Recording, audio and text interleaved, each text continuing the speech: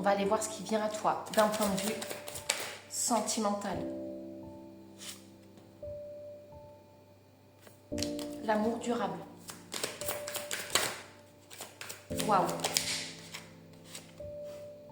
Et on parle de réconciliation. J'en conclus que tu es dans une phase de silence radio, de séparation avec un quelqu'un, c'est probablement pas la première fois dans ce que je ressens.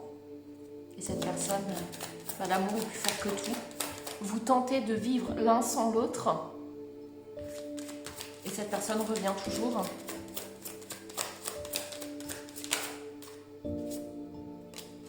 C'est une rencontre extrêmement forte. Un quelqu'un avec lequel il y a certainement eu, peut-être même des vies passées ensemble. Et ce qui explique donc cet amour plus que plus dans cette vie-là. Et ce mode aller-retour, le fait que vous ne puissiez pas vous oublier. Ce qui implique, je vais ramasser, ce qui implique de mettre des choses en place pour comprendre votre fonctionnement. Et dans ce que vous mettez en place pour vous comprendre, il s'agit de mener des combats entre soi et soi-même, parce que si vous vous séparez, remettez, chaud, froid, on-off, c'est bien qu'il y a un truc. Et en comprenant ça, les transformations et les changements s'opèrent. Je vois aussi qu'il y a le poids de la famille, le poids de l'entourage. Il se peut qu'on soit sur un quelqu'un d'influencé et d'influençable. Et là, une fois de plus, je n'apprends rien, je ne t'apprends rien, je pense que tu le sais déjà. Bon, le message est dit. Après, une fois de plus, évidemment, il s'agit d'analyser le comment et le pourquoi cette personne revient, bien évidemment.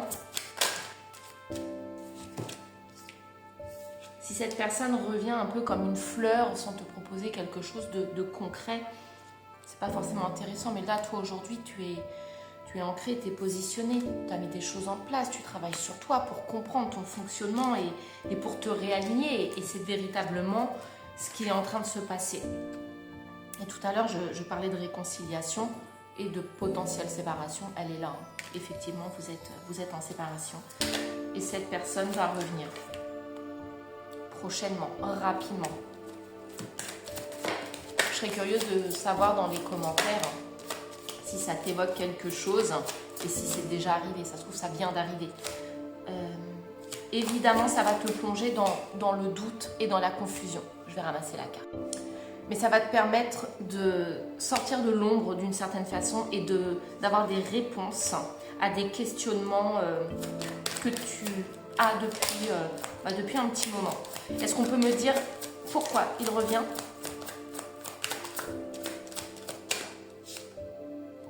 Il revient parce qu'il a travaillé sur lui. Il a compris tout plein de choses. Il revient parce que tu as lâché prise et qu'aujourd'hui, ton bonheur, tu l'as compris, est indépendamment de cette personne.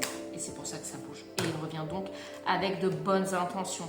Et ça va être l'occasion de pouvoir mettre des mots sur ce qui coince. Parce que, évidemment, la situation fait qu'il y a beaucoup de choses à dire. Et je confirme, tout à l'heure, je parlais de liens, de vie passée. C'est confirmé ici. Et tout à l'heure, moi, je te parlais de choix à faire.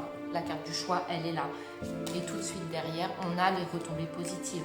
Donc, tu as des doutes, tu as des craintes, c'est normal. C'est la 50 millième fois que cette personne revient. Prends les décisions en ton âme et conscience parce que les choix que tu prendras seront les bons. Que tu ouvres ou non cette porte. Je vais rajouter quelques signes. Si ton signe, celui de la personne à laquelle tu penses sorte, le tirage est d'autant plus pour toi. C'est un indicateur supplémentaire et vous faites preuve de discernement, blablabla. Comme d'habitude, je vous contacte pas en premier pour les tirages et les guidances. On a les scorpions, les vierges, les capricornes, les sagittaires, les lions et les béliers.